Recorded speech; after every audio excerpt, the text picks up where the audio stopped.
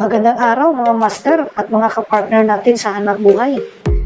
Welcome mo sa ating bagong YouTube channel. Dito, share ko lang yung pinagkakabalahan natin bawat araw. So far so good at kumikita din naman tayo. Sa mga interested sa topic na ito, isa lang pakiusap natin.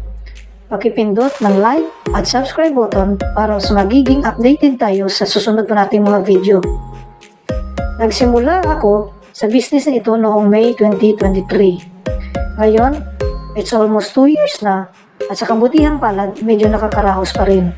Started with only one set with 48 heads, kasama na dito ang ating egg machine, water supply at nipple drinker. Ngayong 2025, mayroon na tayong 8 sets at mga 335 heads to be exact. Kasi yung iba, namamatay na rin dahil sa sakit. Nagpo-produce tayo ng 280 to 300 eggs per day or more or less 85% actual production, which is for me okay rin naman. Medyo masila na pag-aalaga natin ng mga inahing manok, kaya napakaraming bagay-bagay na dapat isaalang-alang para masustain ang negosyong ito.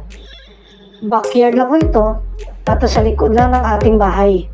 Madali rin natin makita at maalagaan ang ating mga manok. Kaya, sa mga kamaster at mga kapartner natin, comment down below sa inyong mga katanungan at mga dapat pang gawin natin para matulungan nyo rin ako sa munti nating negosyo. At para masagot rin natin ang ilang mga katanungan sa susunod pa nating mga video. Dito lang muna tayo mga kamaster at mga kapartner. Hanggang sa muli. Paalam!